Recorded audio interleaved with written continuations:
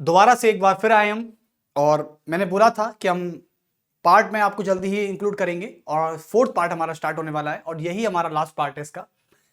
तो जब भी आप किसी पार्ट को देखें तो जरूर चारों पार्टों को एक बार जरूर देखना, क्योंकि हमने जो कराया है वो बहुत ही क्लिष्ट है, बहुत ही क्रीम है, सारी क्रीम निकाल के आपको दे दी हमने।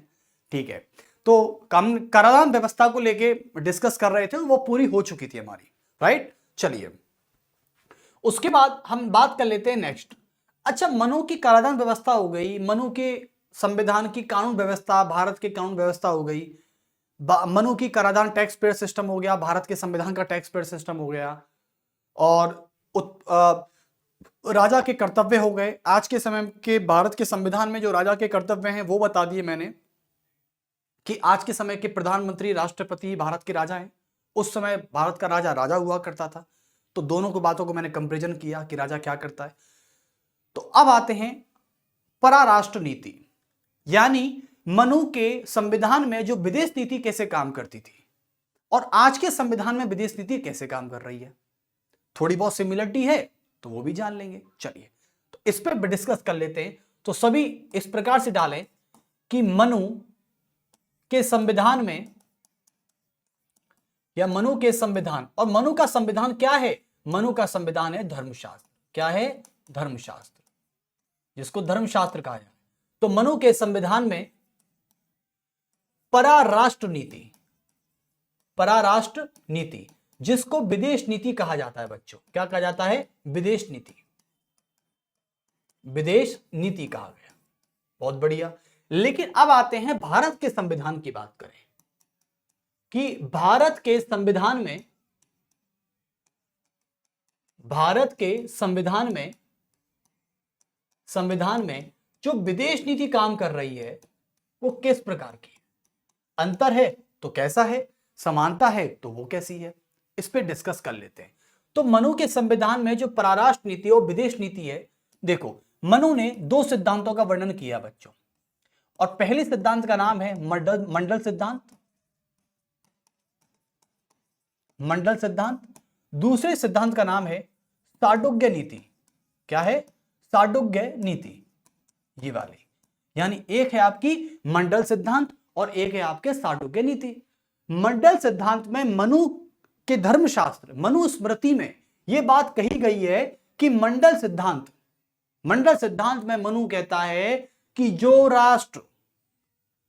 राष्ट्र यानी भारत यदि अपने पड़ोसी या किसी अन्य राष्ट्र के साथ मित्रता रखना चाहता है तो वह मित्र बनाए रखने के संबंधों को और ज्यादा मजबूत करे। जैसे कि आज की बात करें तो आज भी यही बोला जाएगा, लेकिन हम पहले मनु की बात कर लेते हैं।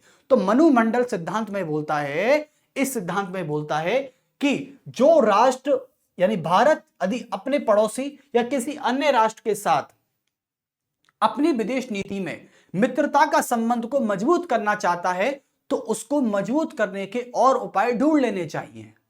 लेकिन भारत यदि किसी अन्य राष्ट्र के साथ या अपने पड़ोसी राष्ट्र के साथ शत्रुता रखना चाहता है, शत्रुता बढ़ाना चाहता है, रखना चाहता है, तो वह उस शत्रु राष्ट्र की जो नीतियां हैं उनको कंट्रोल करने का, उनको नियंत्रण रखने की आवश्यकता है। यानी आपको हमेशा, यानी भारत किसी अन्य के साथ दोस्ती करना चाहता है तो दोस्ती करने के उपाय ढूंढे, उन्हें मजबूत करे रिश्तों को, ठीक है, इंपोर्ट एक्सपोर्ट बढ़ाए, व्यापार करे उससे, ये मित्रता बढ़ाने के तरीके होते हैं। लेकिन भारत यदि किसी अन्य राष्ट्र के साथ शत्रुता रखना चाहता है तो उसकी जो शत्रुता वाली जो नीतियां हैं, जैसे कि घुसपैठ करना, आंखें दिखाना, हमला करना, ठीक है, हमारी महिलाओं का अपमान करना, हमारी महिलाओं का ब्रेन वॉश करना, ऐसी ऐसी पॉलिसियों को कंट्रोल करे, ऐसी ऐसी नीतियों को नियंत्रण रखे। यानी शत्रुता वाली नीतियों को यदि कंट्रोल कर गया तो मैं बता रहा हूं, देखो शत्रुता करने का मतलब यह नहीं होता कि आप उसके जैसे बन जाओ। जो आपसे वैर रखता है, जो आपसे शत्रुता रखना चाहता है, बस इतना याद रखना बच्चों कि उसके साथ हमेशा वैसे पेश मत आना जैसा वो है, नहीं, उसकी नीतियों पर कंट्रोल करना, वो आपसे कैसी चाल चलता है आप उसको फेल करने की कोशिश करना। हम कभी कभी क्या होते हैं कि अच्छों के साथ हमें अच्छा बनना चाहिए, लेकिन बुरों के साथ हमें बुरा नहीं बनना चाहिए, क्योंकि कीचड़ से कीचड़ साफ नहीं होती कभी। इस बात को आपको लिखकर है, ये प्रमाणित है। हम क्या करते हैं कि बुरे के साथ बुरा बन जाते हैं, और ये वो हम समझते हैं कि बुरे के साथ बुरा बनने पर ये सबक सीख जाएगा। वो सबक नहीं सीख सकता कभी, क्योंकि कीचड़ से कीचड़ कभी साफ नहीं हो सकती। बिल्कुल, ये बात हकीकत है। ठीक है, हां, अच्छाई से बुराई साफ हो सकती है, इसलिए बुरों के साथ भी अच्छाई बने। हां, एक बार ऐसा हमला करें जैसे कल एक दिन अभी क्या हुआ, कुछ टाइम पहले मैंने इसका जवाब बड़ी शालीनता से दिया। देखें, हम जब सफर कर रहे थे मेट्रो में, तो सीट फिक्स होती है मेट्रो में। ठीक है भाई, एक सीट पे एक ही बैठेगा यार, डेफिनेटली, वो तो ऑब्जर्व बात है। ठीक है, मेट्रो में एक तरफ देखें तो सीट होती है करीबन, मैं सात सीट मान सकता हूं। ठीक है, 7 सीटर होता है, उस पर 7 लोग बैठे हुए थे, जिसमें मैं भी एक था। अब जब मैं बैठा हुआ था तो सीधी सी बात, जाहिर सी बात है कि भाई 7 है तो 7 में से मैं भी बैठा हूं, तो मैं भी 7वां हो गया। अब एक लड़का उस 7 में से एडजस्ट करने की कोशिश कर रहा है कि 8वां, अरे 7 सीट पे 8 कैसे बैठ सकते हैं। तो मैंने सिर्फ कुछ नहीं कहा, मैं सीधा उठ के खड़ा हो गया, वो बैठ गया। उसे लगा कि मेरा मेट्रो स्टेशन आ जाएगा, लेकिन नहीं आया। मैं करीबन आध घंटे बाद उतरा, जब वो मुझे देखता रह गया। उसे तब समझ में आया, उसे शायद वो गिल्ट में मर गया हो कि मैंने कुछ नहीं कहा, मैंने बस इस तरीके से जारी किया कि तू बैठ यार, मैं उठ जाता हूं, ले बस, सीधी सी बात है। तो इसलिए बुरों के साथ बुरा ना बने, क्योंकि कीचड़ से कीचड़ साफ नहीं होती। लेकिन खैर कोई नहीं। तो मंडल सिद्धांत में कहा गया कि भारत यदि शत्रुता बढ़ाना चाहता है तो शत्रुता करे नहीं, बल्कि शत्रुता वाली नीतियों को कंट्रोल करने का प्रयास करे, यही मंडल सिद्धांत कहलाता है। लेकिन मनु की साडुज्ञ नीति, जो आज भी हमारी भारतीय विदेश नीति का सबसे बड़ा हिस्सा है, हाँ जी, और मनु के संविधान, मनु धर्मशास्त्र में साडुज्ञ नीति मतलब होती है 6 लक्षणों वाली नीति। साडुज्ञ नीति को कहा जाता है, क्या कहा जाता है, इसे कहा जाता है 6 लक्षणों वाली नीति।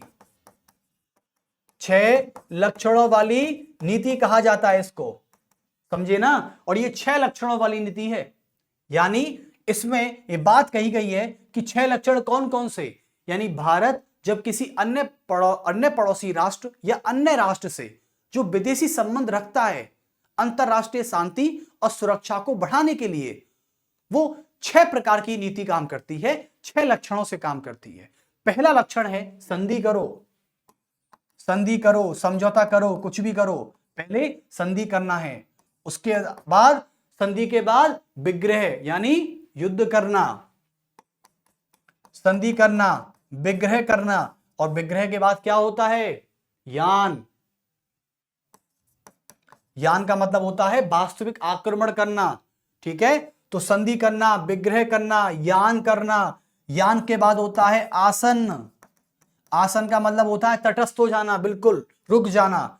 और उसके बाद 5वां क्या होता है, द्वैधी भाव। क्या होता है, द्वैधी भाव। यानी द्वैधी भाव का मतलब है कि जब आपको लगे कि आपको किसी मजबूत मित्र की जरूरत है, तो मजबूत मित्र का साथ ले लो युद्ध में, बिल्कुल। और छठी नीति क्या काम करती है, छठी नीति है संश्रय। क्या है, संश्रय। संश्रय का मतलब होता है भाई साहब, अब शरण ले लो यार, बात खत्म करो, हार गए ना, ठीक है। तो संधि, विग्रह, यान, आसन, द्वैधी भाव, संश्रय, ये 6 प्रकार की लक्षणों वाली नीति को हम साडुज्ञ नीति बोलते हैं। और साडुज्ञ नीति मनु के संविधान अर्थात धर्मशास्त्र मनुस्मृति में दी गई है, और आज भी इसका भारत के संविधान इसका पालन भलीभांति करता है। और आपको बता दूं कि आज भारत के संविधान की विदेश नीति मनु के संविधान की तरह ही मंडल सिद्धांत पे काम करती है। ये मंडल सिद्धांत पे भी काम कर रही है, और उसके अलावा दूसरी मंडल सिद्धांत के साथ साडुज्ञ नीति पे भी काम कर रही है। और साडुज्ञ नीति के साथ लेकिन थोड़ा सा अपडेट करें तो आज की विदेश नीति हमारी गुट निरपेक्षता पे भी काम कर रही है। किस पे काम कर रही है, गुट निरपेक्षता पे भी काम कर रही है। यानी हमें किसी की गुटबाजी में शामिल नहीं होना है। आज आप सभी को पता है इजराइल और हमास के बीच में युद्ध चल रहा है, लेकिन हम किसी भी गुट में शामिल नहीं है। आपको पता है 2.5 साल से रशिया और यूक्रेन का युद्ध चल रहा है, लेकिन अभी टल चुका है। लेकिन फिर भी आपको पता है कि हम ना रशिया के गुट में थे और ना हम यूक्रेन के गुट में थे। हम स्वतंत्र रूप से दोनों के बीच में एक मीडिएटर का काम कर रहे थे। यह होती है गुटनिरपेक्षता की नीति कि हम किसी भी गुट में शामिल नहीं हैं, लेकिन हम स्वतंत्र जरूर हैं, तो उसे बोलते हैं गुटनिरपेक्षता। उसके बाद आती है मंडल सिद्धांत। ये दोनों ही मनु की हैं और गुटनिरपेक्षता को थोड़ा एडवांस बना दिया गया है। ये कोल्ड वॉर के बाद, मतलब कोल्ड वॉर के ड्यूरिंग में आजादी के बाद स्टार्ट किया गया था इसको।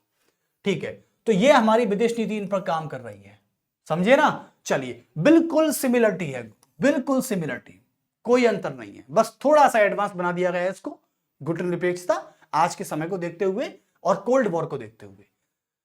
चलिए, ये नेहरू की देन है भाई साहब। और हमारे यहां पे भारत के संविधान में कभी भी विदेश नीति को नेहरू की विदेश नीति नहीं बोला गया।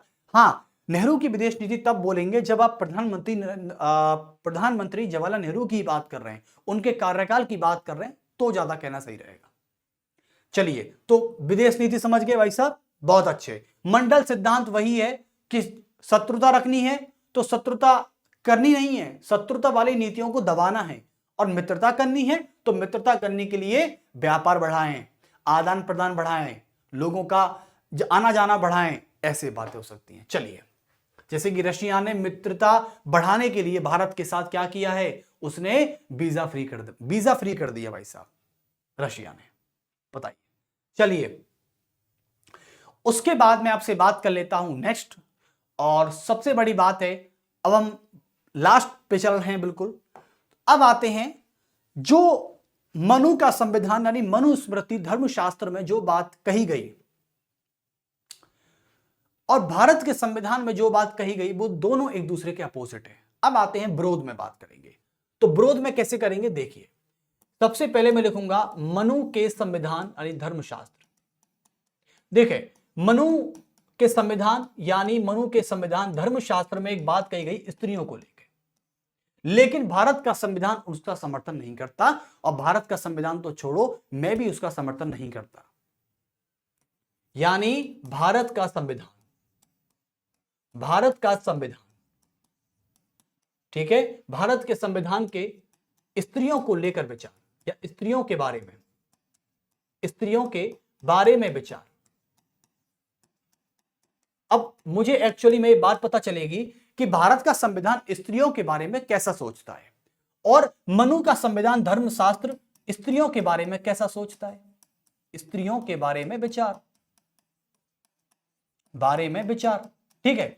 अब देखें, तो सबसे बड़ी बात है, सबसे पहले तो मैं यही देखना चाहूंगा कि मनु का संविधान स्त्रियों के बारे में क्या कहता है। देखो, मनु ये कहता है, मानी मनु ने कहा कि मैं स्त्रियों को लेकर बहुत अच्छा सोचता हूं, ठीक है। बताइए, तो पहली बार हम बात कर लेते हैं।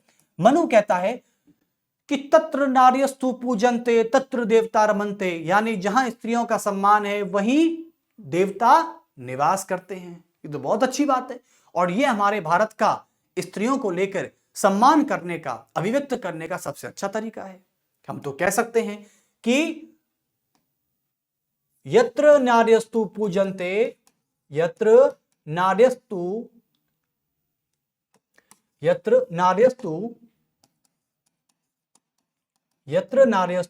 पूजन्ते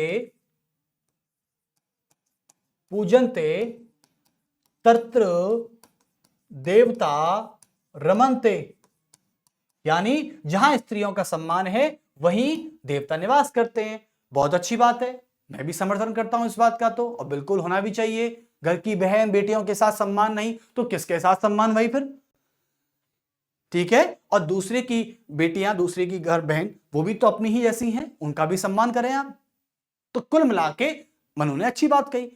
अब मनु ये कहता है कि भाई यदि आप स्त्रियों का सम्मान नहीं करते हैं तो उस कुल का, उस परिवार का, उस वंश का जल्दी ही नाश हो जाता है। बहुत अच्छी बात, मुझे अच्छी लगी।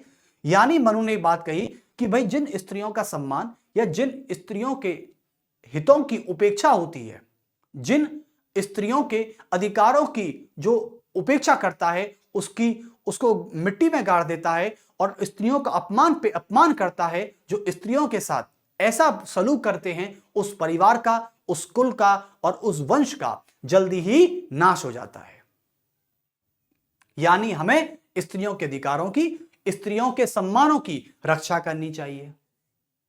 ठीक है, यह बात तो मनु कहता है, यानी और मनु ही नहीं बल्कि हमारे भारत का संविधान भी यही बात कहता है। ठीक है, तो सबसे पहले यही बात हमारे भारत का संविधान कहता है, बिल्कुल एग्जैक्टली बात। कि चलिए अब दूसरी बात हम कर लेते हैं कि मनु ये भी कहता है, जो भारत का संविधान नहीं कहता और जो हम भी नहीं कहते, लेकिन मनु ये कहता है कि मैं स्त्रियों की स्वतंत्रता पर पूर्णतः निषेध लगाता हूं। यानी मनु हमेशा स्त्रियों की स्वतंत्रता पर निषेध क्यों लगाता है? स्त्रियों की स्वतंत्रता पर पूर्णतः निषेध, यानी बिल्कुल कंप्लीटली प्रोहिबिटेड, पूर्णतः निषेध लगाता हूं। तो पूर्णतः निषेध लगाने का मतलब यह कहना चाह रहा है, यह कहता है कि स्त्रियों की स्वतंत्रता होनी क्यों चाहिए, स्त्रियों की स्वतंत्रता होनी क्यों चाहिए। जो स्त्रियां घर की सीमा, यानी घर की सीमा से बाहर रहकर कार्य करती हैं, वो स्त्रियां दुराचारी होती हैं, वो स्त्रियां निर्गुण होती हैं। ये बात मनु ने कही। तो जब मैं ये बात कभी पढ़ी तो मुझे यकीन नहीं हुआ कि धर्मशास्त्र में बात की गई है। यानी इन सब बातों को, जो स्त्रियां घर की सीमा से बाहर रहकर कार्य करती हैं, उन्हें धर्म के विरुद्ध माना गया है। यह बात मनु कहना चाह रहा है कि वो धर्म के अधीन नहीं है, वो धर्म के विरुद्ध है। क्योंकि घर की स्त्रियों को या समाज की स्त्रियों को घर से बाहर जाने की अनुमति नहीं है, उनको परिवार की चार दीवारों के अंदर ही रहना है। तो मनु ने यह बात बोली कि जब घर की स्त्रियां घर की सीमा से बाहर रहकर या बाहर के कार्यों को संपन्न करती हैं, तो उन स्त्रियों में निर्गुण आ जाते हैं, वो स्त्रियां दुराचारी हो जाती हैं, वो स्त्रियां अच्छी नहीं होती, वो स्त्रियां चरित्रहीन हो जाती हैं। ये बात मनु कह रहा है, समझे आप? तो कुल मिला के आप अब देख रहे हैं इंटेंशन क्या है। लेकिन आज के समय में, आज के भारत के संविधान में ऐसा नहीं है। भारत का संविधान स्त्रियों को बल्कि पुरुषों से ज्यादा और ज्यादा सम्मान देता है। और यह बात बहुत अच्छी है कि 3000 सालों से जो स्त्रियों के साथ हो रहा है, जो रूढ़िवादी परंपराओं में हमेशा स्त्री ही नौछावर होती हैं, क्यों? क्या आज उनको भारत का संविधान इतना सम्मान दे भी रहा है तो अच्छी बात है ना। जिन्होंने इतना शोषण झेला, आज वो सम्मान पाने के योग्य भी हैं और उनको देना भी चाहिए। यही बात तो मनु ने कहा कि स्त्रियों की स्वतंत्रता पर मैं पूर्णतः निषेध करता हूं। ठीक है, और जो स्त्रियां घर की सीमा से बाहर रहकर कार्य करेंगी, वो दुराचारी होंगी, चरित्रहीन होंगी, निर्गुण से युक्त हो जाएंगी, निर्गुण हो जाएंगी। वो ये कहना चाहता है। वो कहना चाहता है कि घर की महिलाओं को घर से बाहर जाने की जरूरत ही क्या है। और महिलाओं की शिक्षा पर भी वो क्वेश्चन मार्क उठाता है। मनु कहता है कि महिलाओं को शिक्षा प्राप्त करने की कोई अनुमति नहीं है, यानी स्त्रियों की स्वतंत्रता पर पूर्णतः निषेध। तो उसमें एक बात कही कि जो स्त्रियां घर की सीमा से बाहर रहकर जो निर्गुण दुराचारी हो जाती हैं, एक तो ये बात कही। दूसरी उसने ये बात कही, तीसरी बात कहता है कि स्त्रियों की शिक्षा पर स्त्रियों को शिक्षा प्राप्त करने का अधिकार नहीं है। शिक्षा प्राप्त करने का अधिकार नहीं है, प्राप्त करने का अधिकार नहीं है भाई साहब। अब उसने कहा मनु ने कि महिलाओं को पढ़ने की जरूरत ही क्या है। मनु कह रहा है कि महिलाओं को पढ़ने की जरूरत ही क्या है, क्योंकि स्त्री को अपने बचपन में पिता के साथ, अपने पिता के अधीन मतलब पिता के साथ रहना चाहिए, युवावस्था में अपने पति के साथ और बुढ़ापे में अपने पुत्र के साथ रहना है। तो फिर महिलाओं को पढ़ने की जरूरत क्या है? क्योंकि यदि महिलाएं घर पढ़ेंगी तो वो घर की सीमा से बाहर जाएंगी काम करने, और घर की सीमा से बाहर जाकर काम करेंगी तो वो निर्गुण हो जाएंगी। ये बात मनु कहता है। लेकिन हम इस बात का, और हम नहीं बल्कि भारत का संविधान, भारत का कानून इसकी इजाजत नहीं देता। और कानून ही तो छोड़ो, लेकिन आज लोगों की सोच बदल रही है। आज महानगरों में और मेट्रो सिटियों में महिलाएं घर से बाहर जा रही हैं। ठीक है, और हाँ मैं आपको बता दूं, देखो कई सारी चीजों में हमारे वेदों में भी महिलाओं को घर से बाहर रहने की इजाजत नहीं है। ठीक है, या घर से बाहर काम करने की इजाजत बिल्कुल नहीं है, और महिलाओं को शिक्षा ग्रहण करने का भी अधिकार नहीं है। लेकिन एक्चुअली में ये वेदों में है, मनु ही नहीं बल्कि वेदों में भी ऐसी बातें कही गई है। तो इस बात पे मैं मनु के साथ बिल्कुल समर्थन नहीं करता, बिल्कुल नहीं करता। ठीक है, आप भी नहीं कर रहे और करना भी नहीं चाहिए। ठीक है, तो इस बात का मैं पूर्णतः समर्थन नहीं हूं और ये बात बिल्कुल अपोजिट है, यानी ये इससे मैच नहीं खाती है। भारत के संविधान में बिल्कुल उल्टा है। भारत के संविधान में, बल्कि भारत का कानून पुरुषों से ज्यादा महिलाओं को उतना सम्मान, महिलाओं को उतनी स्वतंत्रता और उसके अलावा स्त्रियों को ज्यादा शिक्षा बढ़ाने का, बेटी बचाओ बेटी पढ़ाओ, ये सब क्या है? ये बेटी स्त्रियों की बात तो की जा रही है, लेकिन आज का संविधान तो कहता है कि बेटी बचाओ, है ना? ये बेटी बचाओ का, बेटी पढ़ाओ का क्या है? ये वही चीज है, बेटी पढ़ाओ। ओके, तो कुल मिला के यहां आप समझ गए, लो शिक्षा की बात हो गई साहब। उसके अलावा स्वतंत्रता, अरे स्वतंत्रता साहब, पुरुषों से ज्यादा हमारे भारत के कानून में स्त्रियों को स्वतंत्रता है पूरी। हाँ, आप पुरुषों को इतनी स्वतंत्रता नहीं हो सकती, इतनी तो भारत के संविधान में इनको है। उसके अलावा हाँ, पहली बात का समर्थन करता हूं मनु का मैं, बिल्कुल सम्मान होना चाहिए, है ना? जैसे आज लड़के हैं, वो आज अपनी सिस्टर का, अपनी माँ का जितना सम्मान करते हैं, मैं यकीन के साथ कहता हूं, मैं आई होप, मैं आशा करता हूं कि कल को वो अपनी आने वाली पत्नी के साथ भी वही तरह का बर्ताव करें। ठीक है, ये बेटों का समझ में नहीं आता कि आप अपने घर की बहनों से आपका रिश्ता अच्छा होता है, लेकिन पत्नी को फिर आप सताते हैं, मारते हैं, कुछ पीटते हैं, कुछ बहुत दुष्ट प्राणी के होते हैं, उनको मैं क्या ही कहूं। चलिए, तो एक्चुअली में यहां तक आपको समझ में आ गया, यानी भारत के संविधान में बिल्कुल ये चीज उल्टी है, इसको छोड़कर ये सब सेम है। अब नेक्स्ट है और लास्ट है जो टॉपिक है हमारा, वो है जनजाति को, मतलब जाति को लेके। तो मनु ये कहना चाह रहा है, मनु की सामाजिक व्यवस्था, मनु की सामाजिक व्यवस्था, ठीक है, एक तो ये, या सामाजिक दर्शन कह सकते हैं। आपको पता है कि मनु का जो मनुस्मृति है वो किसी शास्त्र से ज्यादा, मतलब सामाजिक दर्शन के रूप में विख्यात है, सामाजिक दर्शन। ठीक है, तो सामाजिक दर्शन कह सकते हैं मनु का, चलिए, सोशल फिलॉसफी। उसके अलावा मैं अब भारत के संविधान की सामाजिक व्यवस्था बात करूं, तो भारत के संविधान की सामाजिक व्यवस्था या भारत के संविधान का सामाजिक दर्शन कैसा है, थोड़ा इस पर डिस्कस कर लेते हैं। सामाजिक दर्शन कैसा है, तो देखो, भारत के संविधान का सामाजिक दर्शन और मनु के संविधान का सामाजिक दर्शन कैसा है। मनु का जो शास्त्र है, जिसको राजनीतिक शास्त्र ना कहकर मैं सामाजिक दर्शन के रूप में ज्यादा कहूंगा तो ज्यादा अच्छा रहेगा, क्योंकि मनुस्मृति सामाजिक दर्शन के रूप में विख्यात है। और मनु की सामाजिक व्यवस्था में मनु ने 4 प्रकार की जाति का वर्णन किया है। वो कहता है कि समाज में 4 जातियां हैं। पहली है ब्राह्मण, दूसरी है क्षत्रिय, तीसरी है वैश्य और चौथी है शूद्र। इसको कहते हैं समाज की वर्ण व्यवस्था, इसको कहा जाता है समाज की वर्ण व्यवस्था। चलिए, तो समाज की वर्ण व्यवस्था में 4 जाति आपके सामने थी, ये मनु ने इसका बंटवारा किया। ठीक है, सामाजिक समाज के रूप में। चलिए, ताकि सरल हो जाए कि कौन किसका काम है, यानी मनु ने अपनी सामाजिक व्यवस्था में सामाजिक व्यवस्था का उल्लेख करते वक्त धर्म और कर्म के आधार पर समाज को 4 भागों में बांटा था, जिसमें पहला वर्ग है ब्राह्मण वर्ग, दूसरा क्षत्रिय वर्ग, तीसरा वैश्य वर्ग और चौथा शूद्र वर्ग। लेकिन भारत के संविधान के सामाजिक दर्शन समाज को इस धर्म और कर्म के आधार पर नहीं बांटता। तो सबसे बड़ी बात है कि ये इसका हो गया अपोजिट, कि भारत का संविधान धर्म एवं कर्म के आधार पर समाज को नहीं बांटता, समाज को नहीं बांटता। वो कहता है कि मैं नहीं बांटूंगा। ठीक है, चलिए, अब दूसरी बात कर लेते हैं कि ब्राह्मण। मनु कहता है कि ब्राह्मण वर्ग समाज का सबसे सर्वोच्च स्थान है, इनको ब्राह्मणों को सर्वोच्च स्थान दिया। आपको पता है राजा के कर्तव्य में ब्राह्मण को दान देना, इस बताया था मैंने आपको। ठीक है, तो ब्राह्मण को सबसे ऊंचा, सर्वोच्च एवं ऊंचा स्थान दे रखा है समाज में, कि ब्राह्मण सबसे ऊपरी जाति है। ठीक है, और ब्राह्मण वर्ग को वेदों को पढ़ने का, वेदों को पढ़ाने का, यज्ञ करने का और दान लेने और दान देने का पूरा अधिकार है।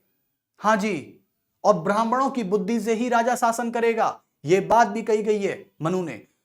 और दूसरा वर्ग है क्षत्रिय। क्षत्रिय वर्ग भी लगभग यही काम कर सकता है, वेदों को पढ़ना, पढ़ाना, यज्ञ करना, दान देना, यह बात क्षत्रियों के लिए कही गई है। और वैश्यों के लिए बताया गया है कि वैश्यों का धर्म क्या है? वैश्यों का धर्म है कि ये ब्राह्मण क्षत्रिय वाले काम तो करे ही करे, लेकिन वो व्यापार भी करे, ठीक है, वो इंपोर्ट एक्सपोर्ट करे, माल का लाभ कमाए, पैसा कमाए, धंधे के लिए कुछ नया सोचे, ठीक है। उसके अलावा शूद्र की बात करें, शूद्र का काम केवल यह है, यानी तीनों वर्णों की सेवा करना, और यही एकमात्र ऐसा वर्ग है जो वेदों का ज्ञान प्राप्त नहीं कर सकता। और शूद्रों के लिए मनु ने एक अपमानजनक टिप्पणी के रूप में क्या बोला था, मैं आपको बता देना चाहता हूं। यानी ब्राह्मण वेद पढ़ सकता है तो क्षत्रिय पढ़ सकता है, वैश्य पढ़ सकता है, काम अलग है। जैसे कि ब्राह्मण जो है वो वेद पढ़ेगा, पढ़ाएगा, यज्ञ करेगा, दान देगा, लान लेगा, सब कुछ करेगा, ठीक है, और अपनी बुद्धि से राजा को सलाह देगा, ठीक है। चलिए, तो राजा को सलाह देने का काम, ये राजा के सलाहकारी हुआ करते थे बड़े बड़े पदों पर।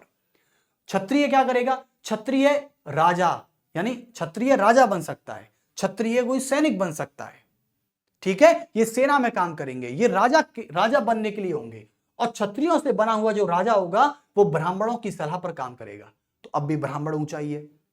वैश्यों के लिए कहा गया कि आप व्यापार करिए, आप पढ़िए, पढ़ाइए, यज्ञ करिए, सब कुछ करिए, लेकिन आप जो है व्यापार भी करिए। क्षत्रिय व्यापार नहीं करेगा, वैश्य व्यापार करेगा, ठीक है भैया।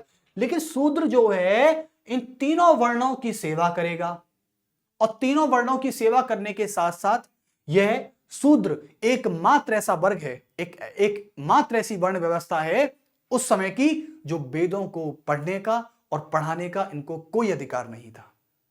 और जब वेदों को पढ़ने का और पढ़ाने का कोई अधिकार नहीं है तो कुल मिला के इनके साथ अपमान है। और मनु ने एक स्टेटमेंट शूद्रों को लेकर बोला, मैं बता देना चाहता हूं इस लास्ट टाइम जाते समय।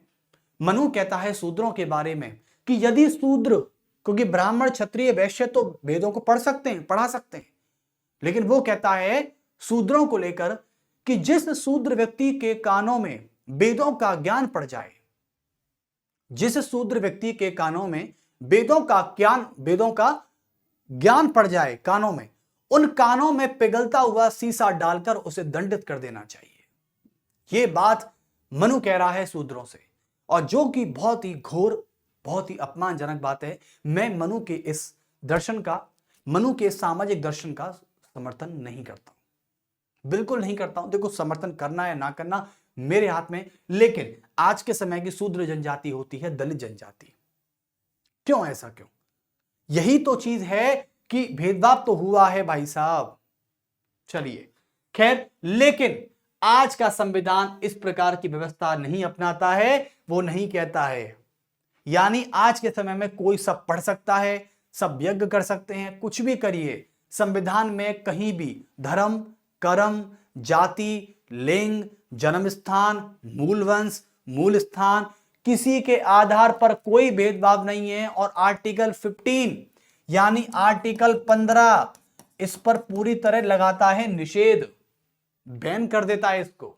चलिए, तो बहुत अच्छा लगा आपके साथ हमें लेक्चर लेकर, और मनु का संविधान और भारत का संविधान दोनों को कंपैरिजन के रूप में मैंने आपको बताया कि क्या संविधान कर रहा है और क्या मनु का संविधान करता था। मनु का संविधान का मतलब है कि मनु का मनुस्मृति और वही धर्मशास्त्र है। और उस समय में हमारे यहां पे 3 कानूनी साहित्य काम करते थे, धर्मशास्त्र, धर्मसूत्र और टीकाएं।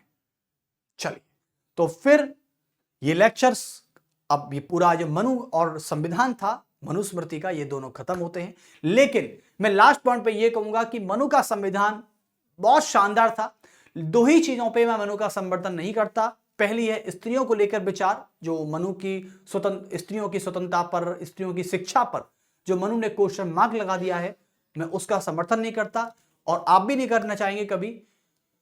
और दूसरी चीज है, मैं मनु के सामाजिक दर्शन यानी मनु की सामाजिक व्यवस्था जो शूद्रों को लेकर उन्होंने घोर अपमान किया है, मैं उसका समर्थन नहीं करता। चलिए, तो फिर मिलते हैं आपसे जल्द ही एक इंटरेस्टिंग लेक्चर के साथ। और पॉलिटी और हिस्ट्री तो हम ले ही रहे हैं, आप सभी को पता है। चलिए, नमस्कार मेरा सभी को। और पार्ट सभी देखना, क्योंकि क्रम से बनाए गए हैं, सीरीज से बनाए गए हैं सभी पार्ट्स, और आपके सामने पूरा खुलकर बोला गया है। चलिए।